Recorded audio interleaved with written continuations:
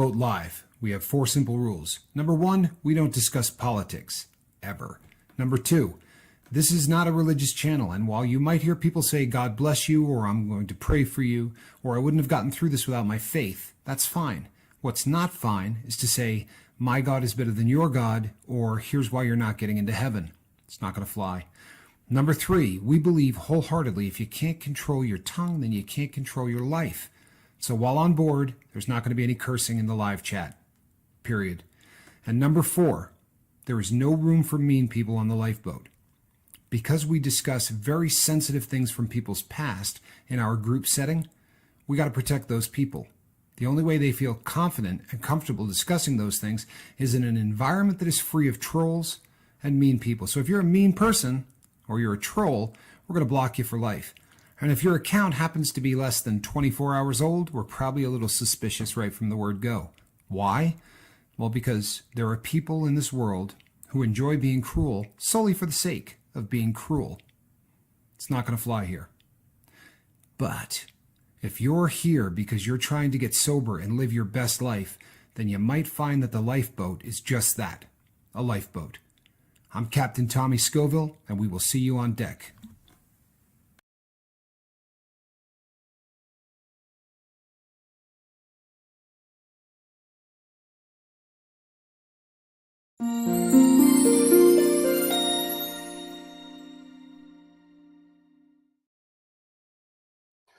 Hey, everybody, I'm Captain Tommy Scoville, and as always, on the other side of the glass is Captain Mark Wages, and we are glad you are here tonight. Alan Ballantyne, looking pretty good with that badge. I like it. We looked down and went, oh, there's one. Welcome to the lifeboat, everybody. Tonight's going to be a good one. I'm pretty excited about it. My partner and I were talking right before we went live. By the way, we'll do some kind of tutorial about how to sign up. We need to probably get a little better at it ourselves. And then we will actually do one. It'll probably be tomorrow night on if you decide you want to do the membership thing. So we were talking before this went live this evening about the lifeboat. You know, this is Mark's done an awful lot online. I'm sorry, people, I'm sweating.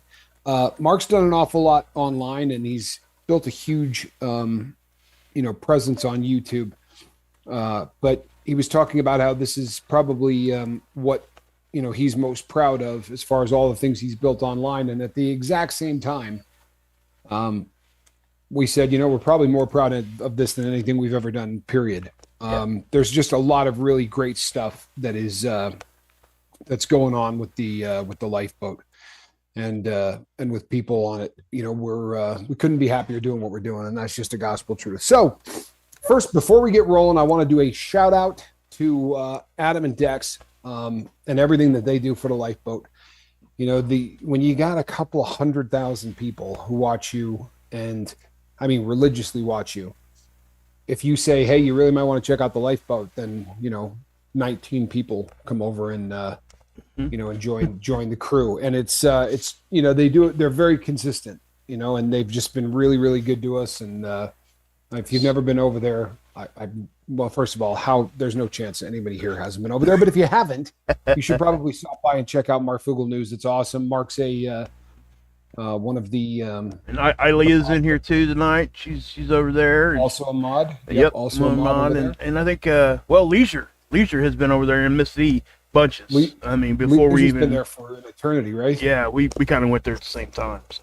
And a lot of you guys came from there, I think, a lot. So yeah, we definitely have a lot of crew members here that are that are over there. So last night I got an email, and couldn't be a shocker because we get a lot of emails. And you know what? All of them are awesome.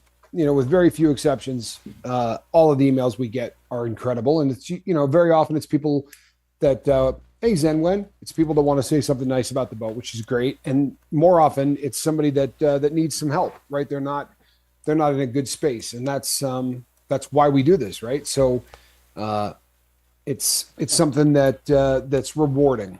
But sometimes you get one that just has an effect on you in a different way. And it doesn't mean that it's a better email or anything else, but it's just one that really affects you. And the one that I got last night really affected me.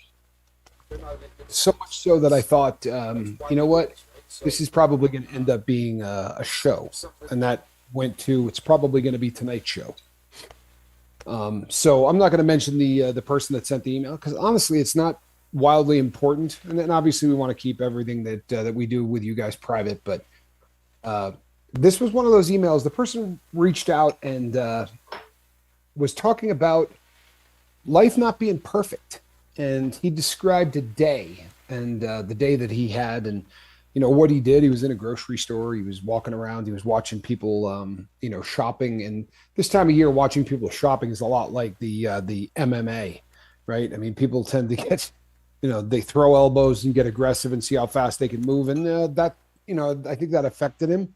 But he talked about how he doesn't feel connection with people at all, and he was really kicking the crap out of himself, to be really honest. I think he used the phrase "a-hole" about 16 times in reference to himself, and that intimacy has never really been there because of the fact that he's an a-hole. And it ended by saying, "I know you're going to say, hey man, why don't you give me your number and I'll reach out to you," but I don't want to do that because it wouldn't be genuine anyway, meaning on his end. Right. And he said, because I know you're a nice guy and you would absolutely call, but it wouldn't be genuine on my end because I'm just sort of not that person. And I probably read it about 11 times. I'm not exaggerating. Like, I'm sure the person thought, well, it took him a while to get back to me if he was reading it immediately then, but I read it so many times. And the reason is, the reason this affected me so much is because I remember this. Like, I absolutely remember this. I remember getting sober and thinking to myself, this is it. Like, I quit this crap for this. This is as good as it gets. There was, there have been comedians and people that joke about drinking and drugs forever. One of the guys from the Rat Pack used to talk about, when he'd get up in the morning knowing that this is as good as it's going to get all day is the reason that he would drink. And there's something to that, right? Especially when you're sober, you do everything right. You get the monkey off your back, so to speak. And then all of a sudden, as we've said so many times on the boat, you build this up. It's going to be the greatest thing in the whole world. Everything is going to be smooth. You're not going to have, any problems, right? Because all your problems were caused by dope. So if I could just get rid of that, or booze or whatever, then it's smooth sailing, right? Everything is going to be perfect from this point on. And I'm just going to be able to enjoy life for the first time. And then you don't, right? And it leaves you kind of bewildered.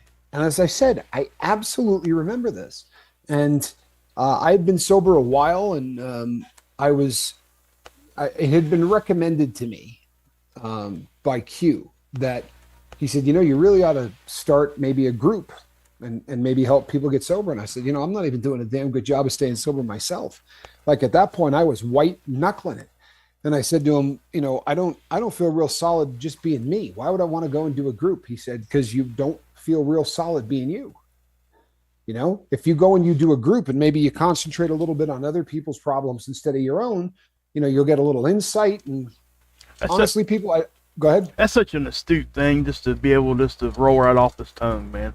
I mean, well, yeah, no, it really is. And I think I've told people on the boat before that I wasn't his first project, right? And he had done a lot of this with people, but I would say to him, hey, so and so is trying to get sober, we should bring him over, and he would go, no, I work with one person at a time, and you're not going to bring somebody here. Like, he goes out and he picks them, finds them and looks at them, follows them around. It's a very weird process for Q, but honestly, it is really astute, Mark. But when he said it at the time, I thought he was a blithering idiot. I'm not going to lie to you. Oh yeah. I thought, this is the dumbest idea I've ever heard. You want me to start a group, right?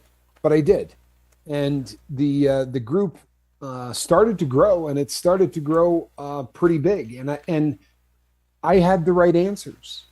I had all the right answers. I did. Like, I had just spent years reading everything that you could read. Like, this is what I wrote about. This is what my entire life focus in there was this. And I knew what to say to everybody. And I remember going in and talking to Q, and he'd say, "Boy, how many people have you got in that thing?" Because we would go out and meet on the yard, and I said, "We're about 105 right at that point." And he said, "Man, that's almost a unit, right? In prison." He's like, "It's almost a whole unit." I said, "Yeah." I said, "And they're out there every day." And he said, "Are you enjoying yourself?" I said, "I don't give a crap about any single person in that group. I don't care if they get high. I don't care if they get, I don't like being there. I don't like doing it. And I feel like the world's biggest phony because I'm playing the game. I'm out there and I'm going, oh no, and really trying to act like I was sympathizing." And there was a guy in the group who said something to the effect, I don't remember exactly what the subject matter was, but he said, "Yeah, well, in the beginning, you just sort of got to fake it until you make it." And I went back and I was talking with Q that night about the size of the group and about this whole fake it till you make it concept. And he said, "Well, maybe there's something to that." I said, I have spent 46 years faking it. In every single thing that I do, I'm a phony. I don't care about people, but I pretend to. I don't care about myself, but I make it look like sometimes I do.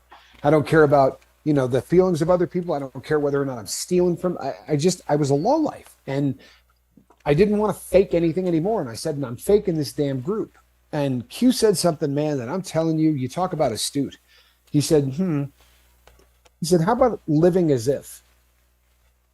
Instead of faking anything, just live as if you're already that person."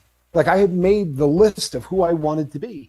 And the person that I wanted to be, thank you, Zen Wen. Look at that, huh? Oh, yeah. I love it. That's right, I man. love it. Looking good and green, huh?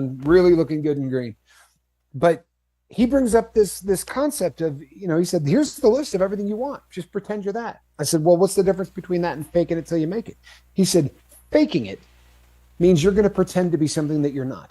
Living as if means until this catches up, I'm just going to start doing it anyway." I said, "And you seem to believe it's going to catch up." And he said, "Yeah, no, I really do." And then a guy in the group they called Turtle. I was working with him one-on-one. Boy, if you could see this guy, it was one of those nicknames where this cat looked like a turtle. I'm Really? not kidding you, man. No, he looked so much like a turtle that when he introduced himself, I instantly started to laugh, and he goes, "Yeah, I get that a lot." He had a great sense of humor and a very, very, very nice guy. But he happened to live in my unit. So instead of having to just go out and do this on the yard every day, once that was over, they lock you in your unit, right? And then you're there until 9:30 at night when it's bedtime. Heather Joy, good to see you. Welcome to Lieutenant. So I really appreciate that, people. Pushes the boat out, lets us help people. I really do appreciate it. Yep. So I'm sitting in what they call an MP room, the multi-purpose room. You can use it for anything if you get permission, right? People do yoga or people play cards, as long as you had permission. So I was in there just one-on-one talking to him about methamphetamine, which was his drug of choice. And he said to me, he was talking about how much he did, and he had a 5 gram a day habit, and he smoked it primarily, but if he was with someone of the opposite sex, he would inject it. Josh B, thank you, my friend. And I'm not exactly sure why I guess for a sexual thing or whatever, but he would inject it only if he was with women. If he was alone, he would just smoke it. You guys look great and green. Then, as I'm talking to him about this, and I'm saying the right things. I don't care. I really don't. I mean, I like him as a person, but I don't care. At that point, I just wanted to be back in my cell reading about this stuff and getting better at it. God knows for why, because I didn't care about anybody but me, right? I was a me person. But as I was talking to him about it and saying all the right things, the door opened and we looked up, expecting to see the prison guard. And standing in the doorway was the black uniform with the little white collar in the front, right? The prison chaplain. And people, I can't begin to tell you the fear that you get when a prison chaplain shows up in the unit. He would walk through the front door and every person in the room would go like this. You could see the hands just start grabbing chairs because that guy's not in the room to pray with you. He's in the room to tell somebody that a family member died. That is the only reason they leave their den, for no other reason. Love you all so much. Thank you for being here for each other and for me. Zenwan, we're so happy you're here. I mean that. Yep. Exactly. So as this guy begins to walk into the room, there's only 2 people in there. Somebody in my family's dead or somebody in Turtle's family's dead. There's not a third option. That's why they're there, and there's only 2 of us in the room. And since he probably won't catch the show, why not, right? He said, the guy said, which one of you is Lingenfelter? And I want to tell you something, people. When I heard Lingenfelter, my first thought was, thank God. Thank God. Whoever just died is in his family and not mine, right? I was jumping for joy inside because I'm a me kind of person, especially at that time. It was, oh, thank God, it's not me. There was nothing, oh, but poor him, like, oh, it's a shame about him. But, no, it was just, thank God, thank you, God, thank you, God. And Turner looked up at him and said, who? And he said, well, come on, we'll get out of here. And he said, I'm not following you back down there, man. He's like, I don't want to talk to you. I don't want to go through the hours. He's like, I'd rather just sit here with him. But who did I lose? And he said, your mom. And if you want to make any free phone calls or do anything like that, you let me know. And he said, great. And then he walked out of the room. And it was just the two of us in there. And people, a death in the family sucks, right? Losing a mom or dad is probably the worst, right? They raised us, and there's always that, this is my, the person that created me. And we just sat there for a second, and I said, you know what? I'm really sorry for your loss. And I said it because it was the right thing to say. Flamin' Jackson, thank you, my brother.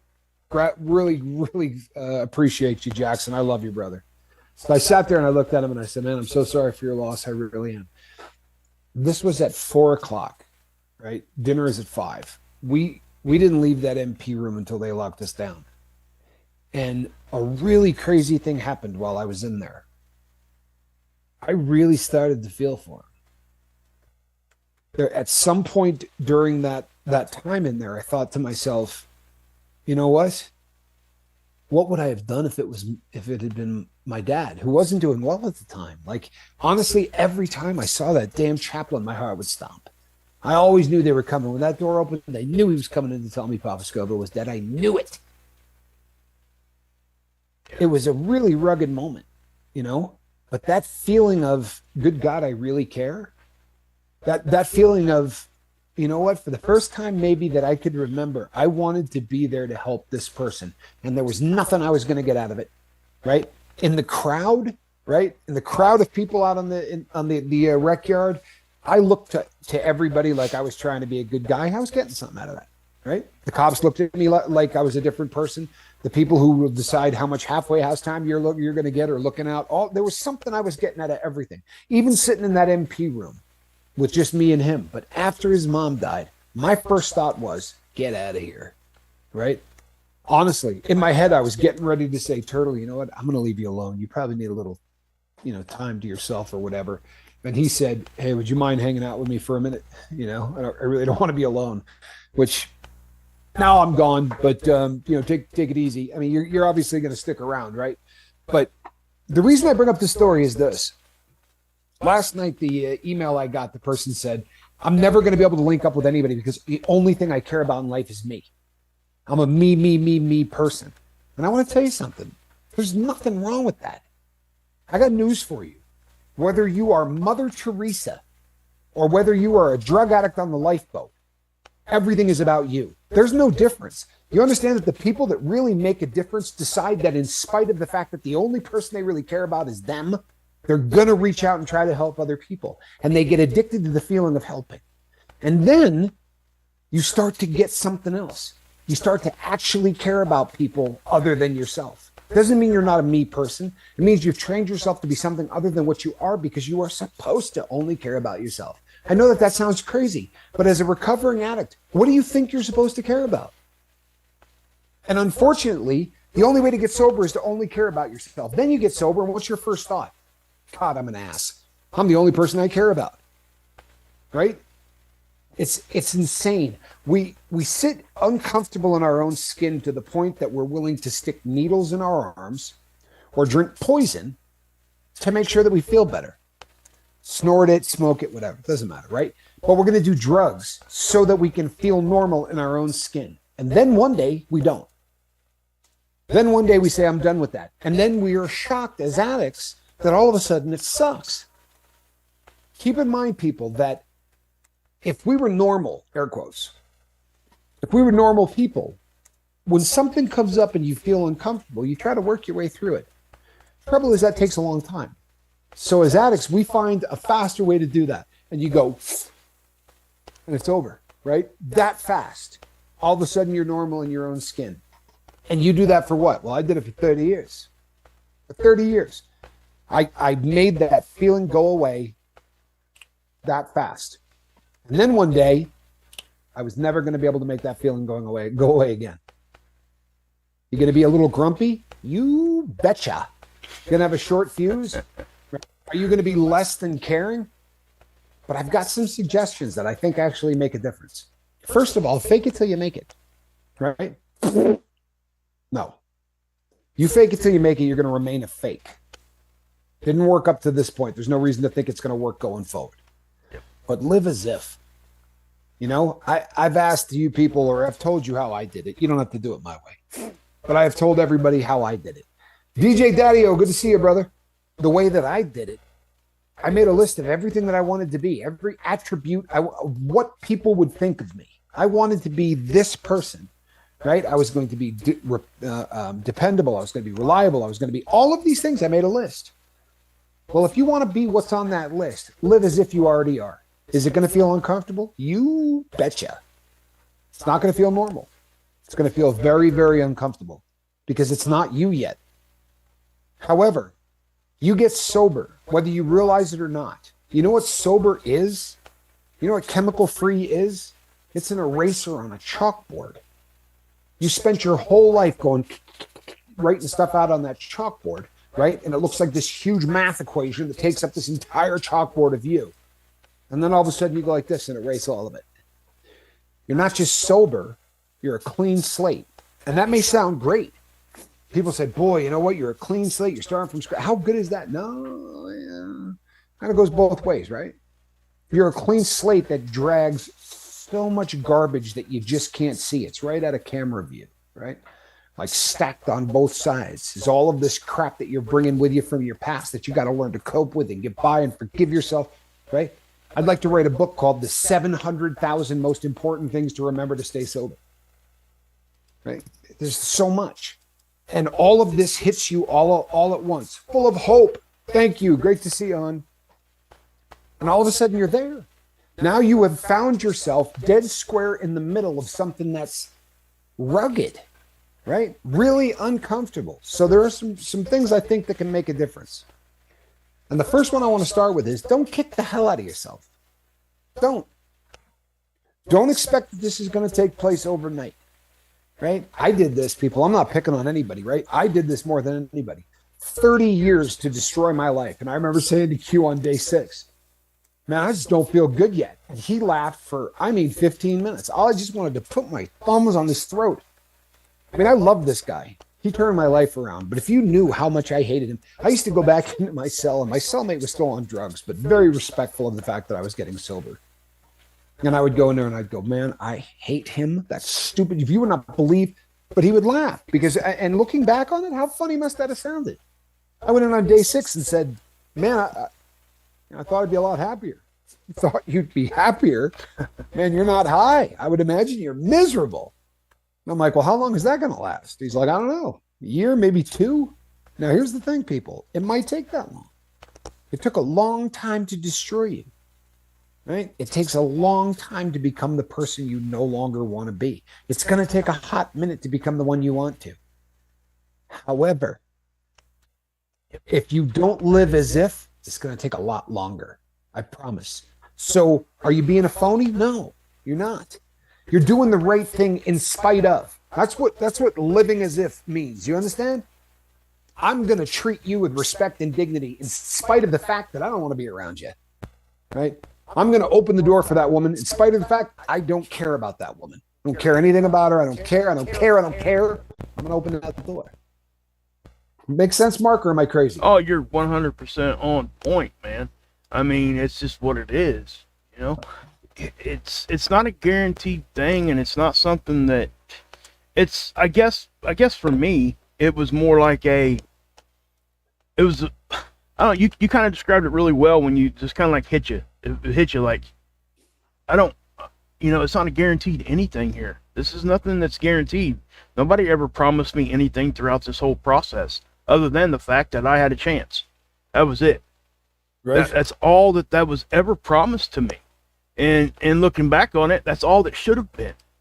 You know, Yeah. it wasn't something that, you know, we're not trying to be fake or anything. People just need to be real. And, you know, at any point in time in our lives, when you're getting cleaner, you got sober, you know, that is the point where you can let everything out, and you need to just let it go. You need to just start from the beginning right there. Because if you're expecting something bigger than what is actually going to happen, you will fall back into a depression. You'll fall back in, why the heck did I even quit? What, I mean, it's a cycle. Yep. And It'll lead you right back to what you were doing. and most of us go through that a couple times. I'm just being honest with you.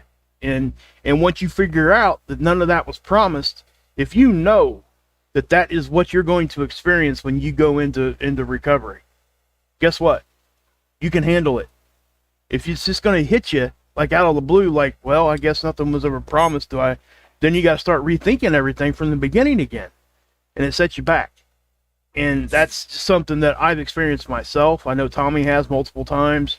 You know, until that. How kind of you. Well, me too. That's what I'm saying is, you know, until that bulb just finally just boom it, and I think us telling you this, sometimes it's probably not even going to be enough for a lot of people. Some people actually have to, you know, a lot of people have to actually go through this and discover this on their own.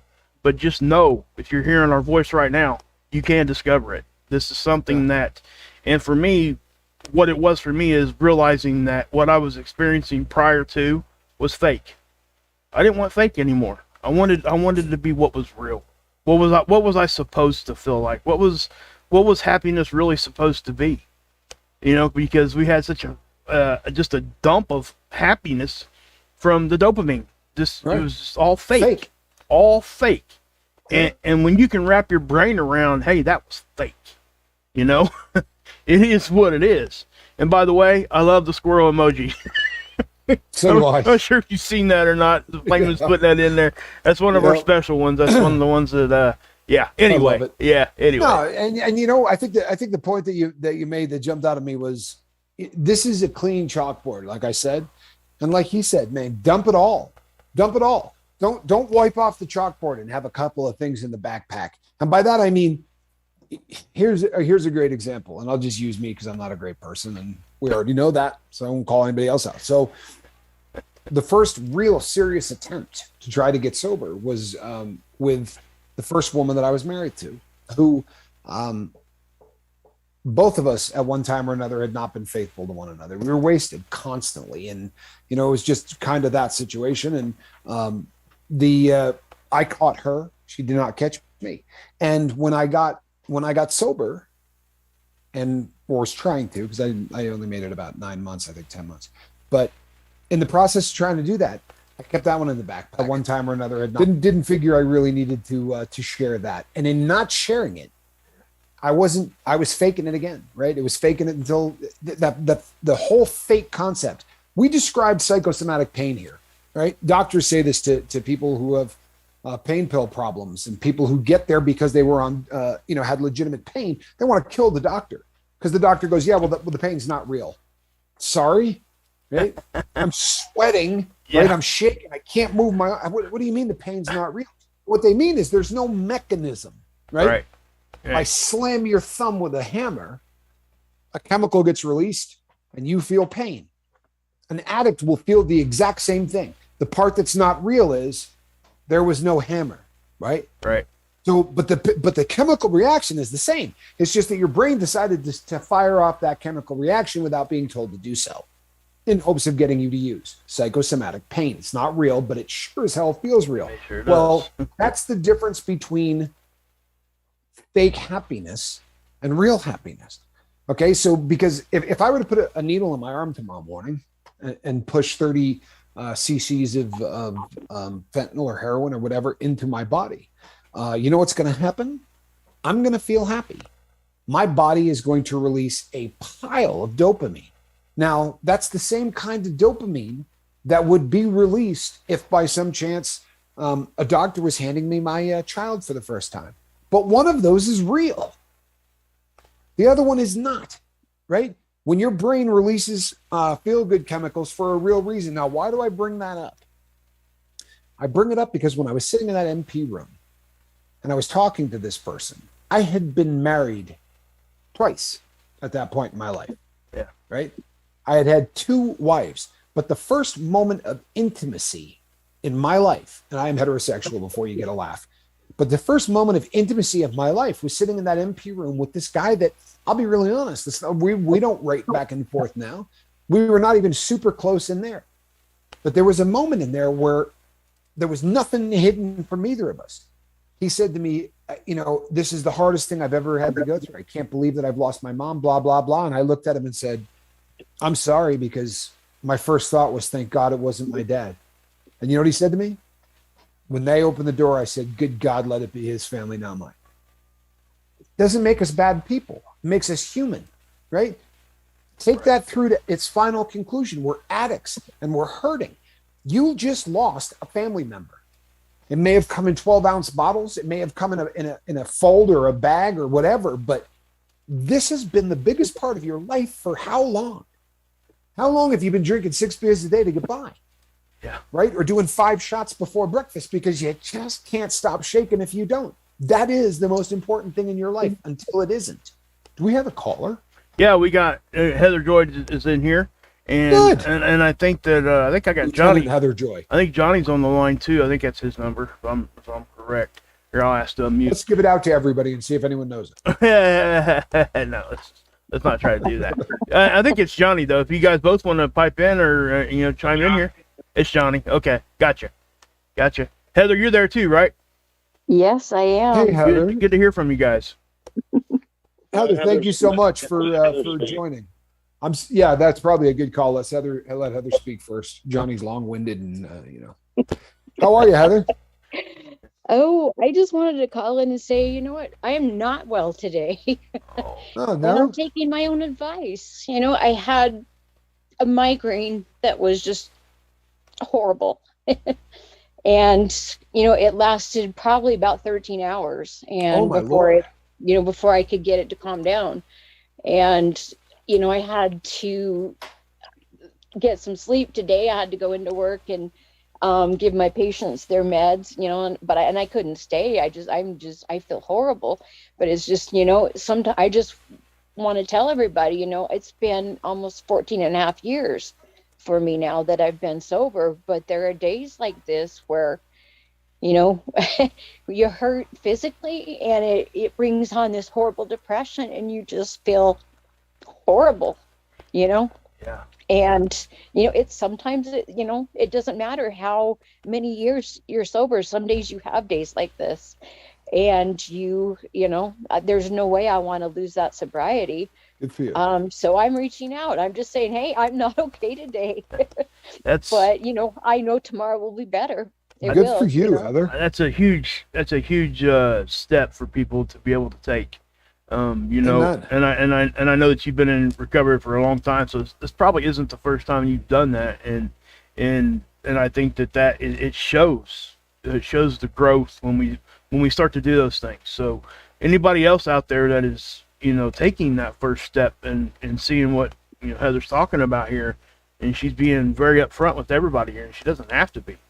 So learn what works. Heather, Yes. how long do you get migraines regularly? Very rarely.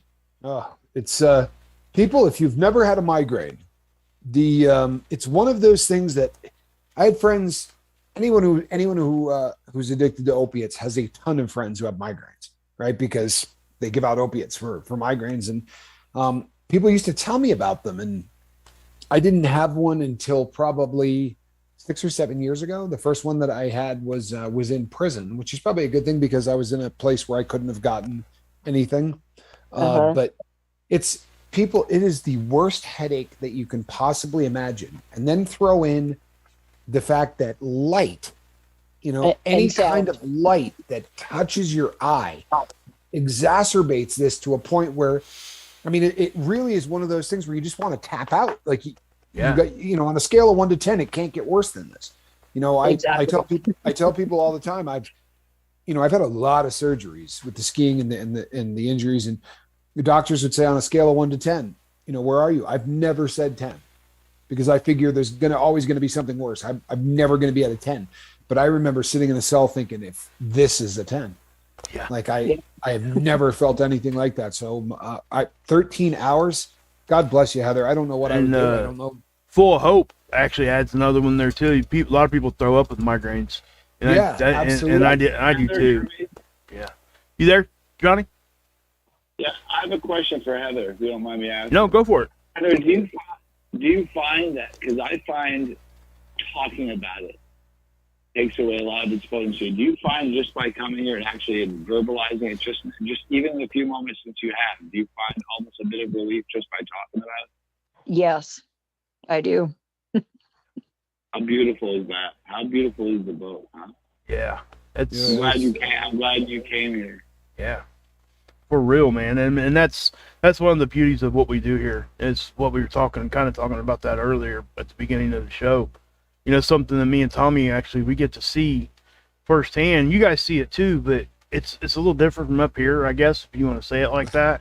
Not really up here, just looking at it from my eyes and Tommy's eyes. We see everybody and we get all the emails. So we're privy to everything that's pretty much going on in people's lives. And, you know, we don't share it, but when stuff like this happens, this is immediate relief. I think probably. Would you say so, Heather? I mean, Yeah. It really is. It's like a release.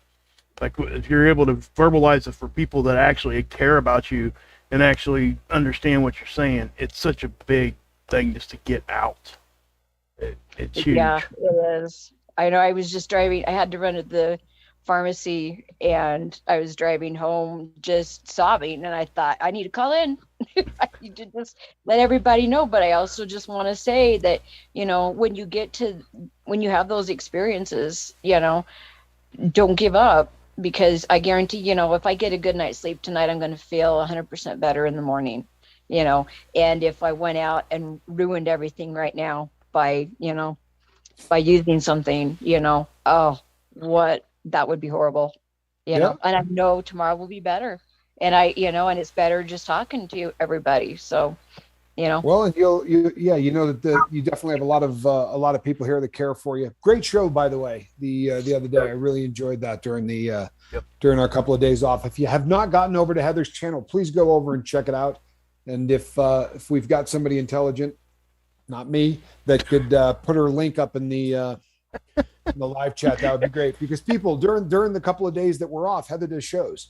Yes. So and this is a trend I hope continues. I hope that, you know, there'll be all kinds of options for people to go to. I think in a perfect world there would be a lifeboat kind of show going off every other hour, you know, or every hour, so that people could always pop in. That would just be fantastic. But Heather does a great show and she's good at it, which is always I'm rearranging my work schedule so that I'll hopefully probably in another 2 weeks, those Wednesdays and Thursdays, it'll be at the same time as the lifeboat usually is. I think I'll be able to rearrange things, because that Thursday show was 2 hours later, but right. I think I can work it out. Okay. Yeah. I love it. Yep. I love it. And thank you for calling in. Thank you for having the courage. You know, it's one of those things, people, that, you know, Johnny said it too. We say this all the time on the boat, but if you're not going to make you're not going to get one of those situations where you're going to call in and your migraine's going to go, oh, cool, see ya, I'm gone. Right. But what happens is it's that little voice in the back of your head that says, I can make this go away. Right. There's something that I can do that would make this go away. Right. You can make this, but by letting the world know what's going on, you know, it's like the days we come on here and we go, you know what, today's the day I really would have liked to get high. It doesn't change all of the problems that drove that, but bringing that into the light usually makes it lose an awful lot of power.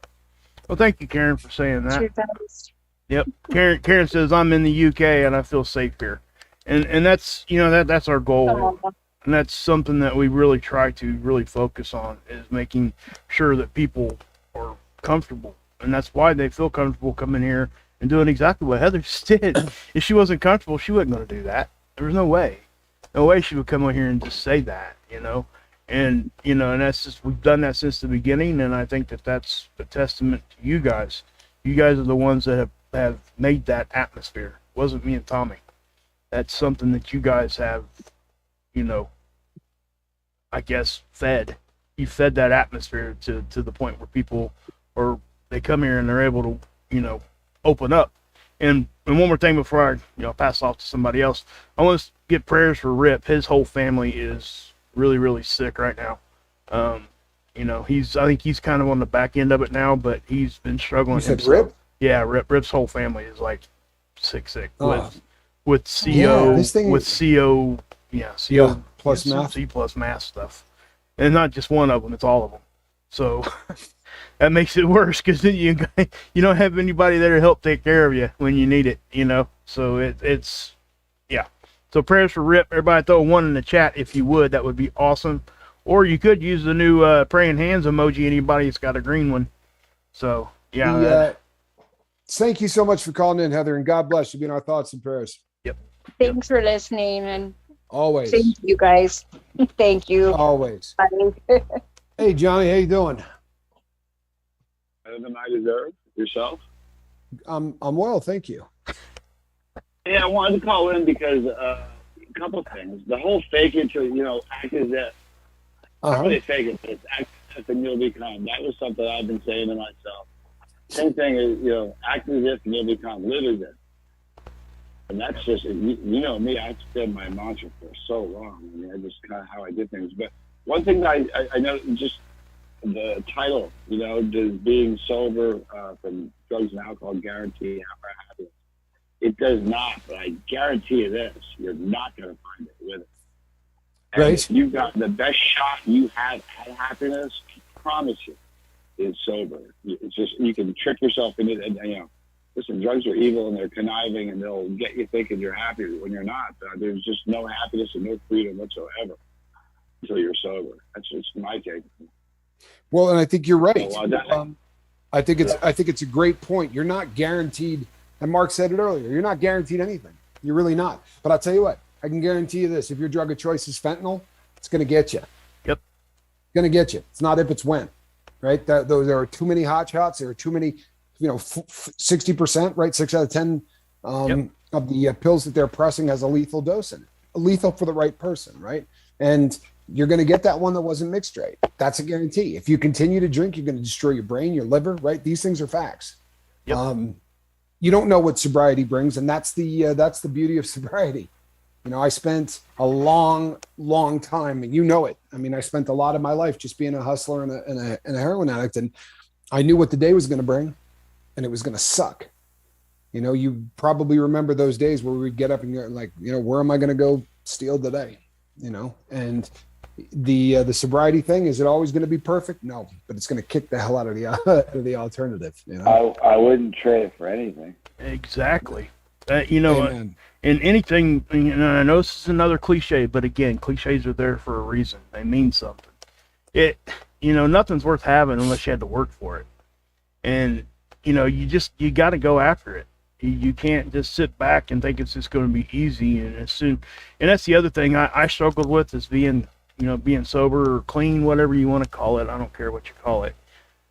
But I struggled with the fact that, it was something that I had to work for. It wasn't like, oh, here you are, here it is. You did what you were supposed to up to this point, and now everything's fine from here on out. No, that's not how it works. It's go ahead. And you're working for something, you worked really hard for it, but it wasn't just something you worked for. The consequences were so great. It wasn't just like you were working towards something. It's like if you're on a team and you want to win, but if you lose, your consequences is your life and everything, your reputation, your family, and everything that's important to you. So when you're fighting for sobriety, I did an interview a couple of days ago, and the person doing the interview asked, talking about the channel and some of the things that happened, and I should be proud of that. I said in the interview, what I'm most proud of, other than my kids and my family, I'm most proud of my sobriety. Honestly, far more so than the channel or any other accomplishments. But my sobriety is the thing that I'm most proud of, because I worked hard at it and the consequences were phenomenal. It isn't, you know what I mean? If you have a YouTube channel, you're really risking It doesn't cost anything to have a YouTube channel. You're risking, you put yourself out there, you give it a shot. If it doesn't work, it doesn't work. But man, you get sober if it doesn't work. Yeah. I mean, so yeah, I mean, I'm so proud of that. It's like, I think that's the reason that it's important. It's very much important, and I think that those of us that have been in recovery for just a little bit, you don't have to be in it very long to understand that what we're talking about here, because it becomes very evident very quick that everything is just not stars and bows and rainbows and everything. As soon as one other thing I want to say, you're right, but the act, it even applies to sobriety, because listen, I got sober. I was drinking like the first 2 years of the channel. Channel's 6 years old now, or I stopped drinking. I still face every day. So my whole act is I'm acting as if I'm a happy sober person. I had to be in front of people every day. And what happened was, it wasn't easy at first. It was hard. It was a challenge. It was definitely something that I was noticing. But then it just became. It's really. So I think that whole act as if, or live as if. Yeah. Sobriety, it's everything. Yeah. Yeah. I would 100% agree. I'm sorry. Go. I would 100% agree with that, and that's it's sometimes you have to just like push through those things and do that thing for a while, and eventually you're going to come to what the actual truth of what your life is, and sometimes you have to put stuff there like you do, Johnny. You have to like say, hey, I'm this way, and then if it ends up not being that way, then you can adapt, Right. And if it is something that you're able to say, hey, this is like a goal that you're reaching for, like your goal is to ultimately be happy, so why not be able to see it, put a picture there for you to be able to see, to reach for, and it's not a fake thing. That's not a fake thing. You're reaching for that happiness. That's what we're trying to get to. And if you got to like put it out there like you have, and you've done such a great job, I mean, and the fact that you did what you did over on your channel before me and Tommy were even doing anything here, and then you were being completely, over there, helping people on that end of it. Sure. Yeah. So I mean, that's a testament to who we are. It's a testament to who you are, and it really does show, that kind of love that people have for each other, and I know it's reciprocated back to you. You should get it all the time. I know you do. Sure. It's awesome, isn't it? And it's awesome to hear. Well, it's pretty amazing to me that there are 56 million plus YouTube channels, and I'm telling you, the two most unique ones. I'm telling you, as far as the family, the unity, the love, is this one and mine. I'm serious. It's pretty crazy. I love being here. Yep. Thank you. Yep. I really appreciate it. And as far as the and Major, I'll be with you in 1 sec. As far as I'm going to get off now. Thank you for your time. All righty, brother. A lot. Thank you for letting me talk a little bit. Thank you for the vote. Love you guys all. Have a good night. Love you too, brother. Man. And as far as the living as if, right? What you're really doing is you're programming yourself. You're programming yourself. You want to be a happy person, act like a happy person.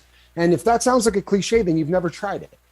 There's absolute science behind the fact that if you walk around and force a fake smile on your face, it literally has a chemical effect on the body. Yeah. Because every single part of us is completely interconnected. And it's, so when you start doing that to every part of your life, I'm going to start treating people with respect and dignity. I'm going to start being a respectful person. I'm going to start looking out for people other than me. And I'm going to get up in the morning and make my bed, not because it makes me happy, but because I'm programming myself for what my future me is going to be. I am going to get up, and if I got to walk for an hour a day, do you think anyone that works out to better their body, the first day they do it goes, boy, that was great, right? Or the person that runs a marathon, you think they bust out that first mile and a half the first day and go, boy, that felt really good. Yeah. It's not how it happens. Right? You have to force yourself to do things that are uncomfortable. And it's like, the concept that it's going to come to you all at once is ridiculous. And if you think of Michael Jordan, hey, Mike, you want to go out and practice some jump shots? Nah, there's no game on today. Yep. Right? When that game comes on, you're going to suck. So when the time comes that you get into your element, I would practice until that point. Major, as to your question, I guess you may have missed some of the shows where we talked about it, because prior to doing the membership thing, we asked everybody on the boat opinions about it, all of that. What it comes down to is it's an ability for people to support the channel, and that's not a cliche that is spit out. I'd love to be able to list the people that the lifeboat has stepped in and paid for their Suboxone, or paid for transportation for them to go to rehab because the only one they could get to was 700 miles away, or any number of some of the other things that the boat does. And when we say the boat, it's me and Mark. So what we would like to do is be able to continue to do things like that, and to be able to continue to take care of Let me say who this. really end up in need. Go ahead, Mark. Let me say this too, because Equus is, donations are one thing, but us at the bottom of the run will lose trust. You're losing trust immediately before you even have anything happen. There's nothing there. We've not done anything. We've not changed anything here ever. The memberships are there to try to push it out to more people. If that's losing trust, then I'm sorry you feel that way. There's nothing more that we can say to that. We're actually helping people here, and we're trying to make it bigger and better for everybody. None of the content that you guys see right here, right now, is ever going to change. The memberships are there for those that do want to donate, and it is an option. There's nothing, not an option there. You don't have to do it, and you don't get treated any different if you don't. And it just will not happen that way. Now, when the memberships, there are perks. We've added perks, okay? And it's stuff like emojis, stuff like that, guys. A movie night, if you get to the tier, we're going to have like a member movie night where we watch just a movie together. That's all that is. It has nothing to do really with recovery. It's just over and above. And for people who do want to, join at that level. And that's all that's for. And it's the whole effort is to push out sobriety. That's what this is for. It's not for anything else.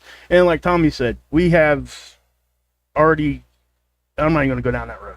And the major said, does that mean if we don't pay, we cannot join in? Yes. Tomorrow we will kick you out at the door if you have not bought a membership. No. Honestly, dude, no, we've gone over this 1,000 times. The boat will go up every single day exactly how it has. Nothing is going to change in any way, shape, or form. You won't notice anything other than people who have green emojis, right? That's what you will notice. Nothing about this boat will change. Now, are there going to be some things that are done that you never would have seen anyway? Yeah. Yeah. If you want to see them, there's an opportunity for you to do that. And what that basically translates to is this: my partner and I doing extra work on top of what we normally do so that we can do things like pay for someone's Suboxone for the first 2 months, send somebody to rehab because they can't get to the one nearest to them, right? That is the things that we've done. And with every single example, maybe one day we'll just go, you know what, screw it. If we've helped you, go ahead and throw a 1 in the comp. Don't do it now. But maybe someday we'll say, because we don't want to do that. We don't want to be the, hey, check out what we did. Right. And there are people on this boat whose names I'm seeing right now who said, I can't wait to tell. And we said, we're not doing that. We're not doing that. You're not going to go on there and talk about what we did, because the idea is that, number one, we got worked. In the very beginning of this show, people came on here and asked for assistance because they were homeless. And then we found out that the home they were living in was bigger than ours. Yep. And this is what they do. So we no longer allow people to ask. But if we know a person's situation and we know someone that's trying, it gives us the opportunity to do things, but it is above and beyond. Because nothing will change on this boat. And if you don't trust us anymore, I'm really sorry, man. I don't. And that's. I don't understand it. But we've not done any. The assumption of trust loss is not. Yeah. So I don't even know. Oh, we're talking about memberships, Aaliyah. It's no big deal. And listen, guys, don't sit here and think that me and Tommy are sitting here thinking like, hey, people aren't going to think this, that, or the other. We've talked about this. We know, okay? Because guess what? We've probably watched other people's channel and felt the same, and maybe have even thought the same thing, okay? But when you go at it the way that we put this off, Tommy, for how long? We started talking about it in August. Yeah. And then, on the second go around, on the first go around, we probably started talking about it last November. Yeah. And that's something that and it was always a discussion around trying to grow the channel. That's what it was for, growing the channel to help people. It was nothing, believe me, guys, there's nobody here getting rich. It's just not happening right now. It's that, yeah, if you guys just knew. And that's what I'm trying to say. And the other thing, and I'm going to say this. First off, number one, the content's not going to change here at all, period. Okay, you just get extra stuff if you choose. That's a choice. Nobody's making anybody. We're not even promoting it. I did it at the beginning in the intro so we wouldn't have to sit here and talk about it like we are right now, unfortunately. We really shouldn't even be doing this, but we are, because I get why people would feel that way, and Tommy does too. But the thing of it is, you shouldn't be feeling that way, because we've not done anything. We've not done anything to cause you to lose trust. Let me know when it changes. Call us on it, all right? Yeah, when exactly. When the boat changes, please call us on it. If you lose trust on us, let me know. Let us know. I mean, come on. It is what it is. Well, I mean, if we change, if you lose trust, I mean, I assure you that nothing we're going to do with, they've already said trust has been lost. I don't know how that happened, but if we do something and the boat changes, because the boat's not going to change, this will be exactly the way it is. Ultramaga says, hi, I'm late, speaking in the title. Sobriety doesn't guarantee happiness. You can't carry over your addictive personality behavior into sobriety. I didn't get sober to be miserable. You know what? Nobody gets sober with any other hope other than to be sort of the top of the food chain of happiness, right? Happier than you've ever been. But realistically, that's a down the road.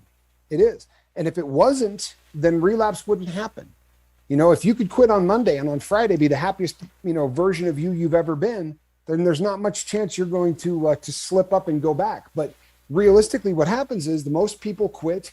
And as we've talked about so many times on the boat, we build this up, right? I mean, I don't know about you, but I spent 30 years going, if I could just quit heroin, right? Everything in my life would be perfect if I could just quit heroin. And the truth of the matter was, heroin was the symptom of the problem. The problem was not heroin. The problem was me and how I felt about myself. And, it's like I was, in the response to the email that I got last night, I had interactions with this person before, and I'll be honest with you, I wasn't proud of the interaction I had with this person before. We had an issue or two. No, I had an issue. He didn't have an issue. But, he kept saying he was an a-hole, and he was an a-hole. And I said, we all are. I'm still the same person that I was. The difference is I now love that a-hole. Now I can be very comfortable in my own skin. Am I perfect? No, I'm still a me guy. And I try harder not to be. I really try on a daily basis to not put myself before every single person in every single thing. There are going to be parts of me that I'm always going to put before. My sobriety comes before all of you.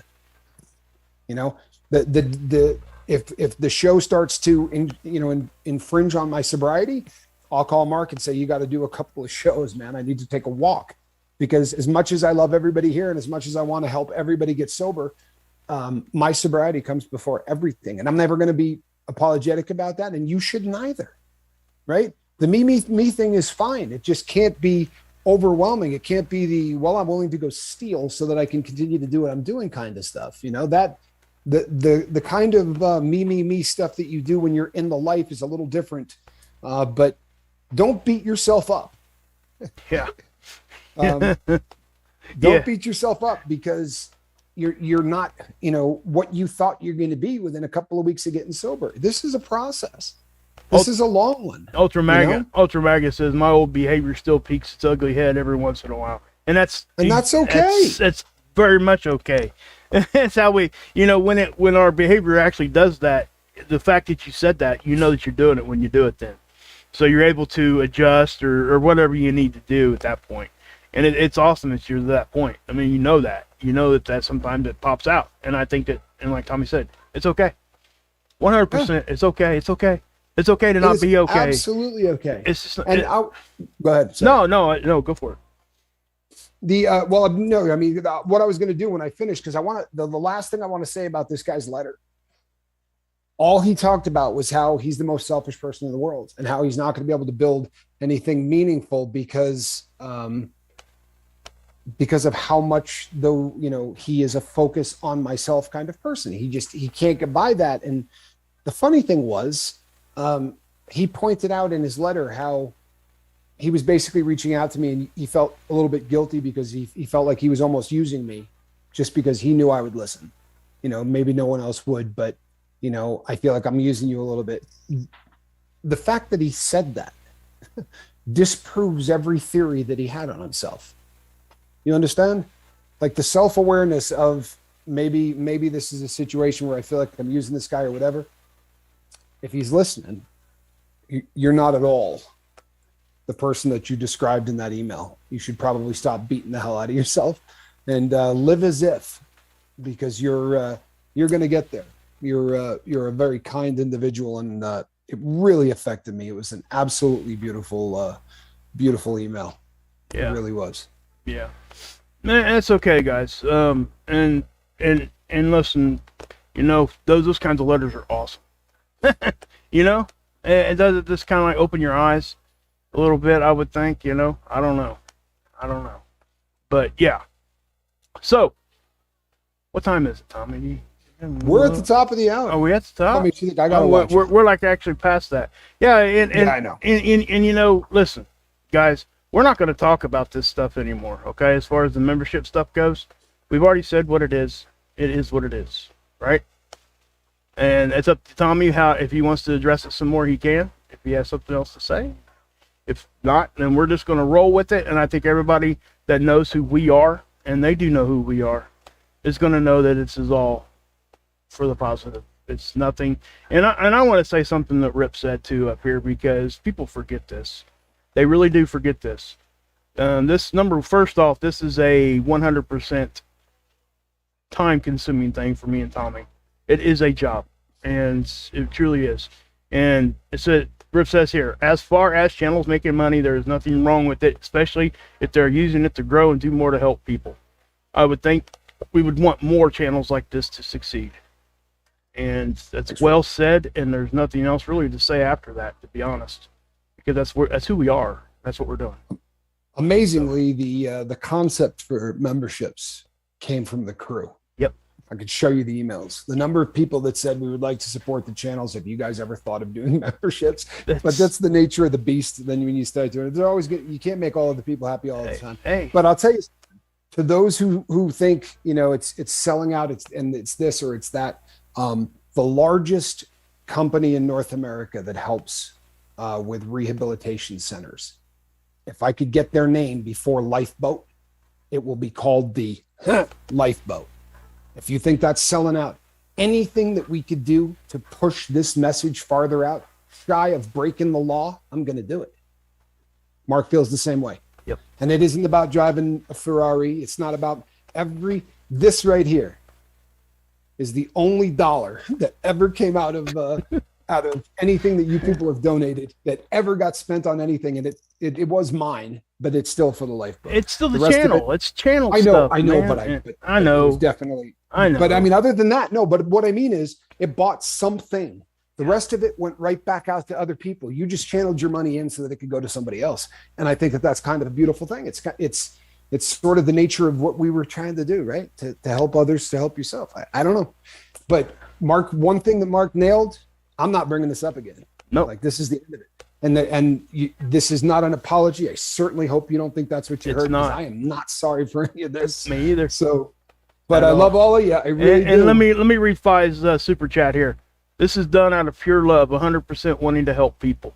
Anyone complaining needs to step back and take a long look at the amount of work Tommy and Mark are putting into this. They want us to succeed. That's a 100% true factual statement, and it just is what it is. And unbiased, because she doesn't like me. On Alrighty, everybody. Guys. Alrighty, everybody. We're going to be back tomorrow night.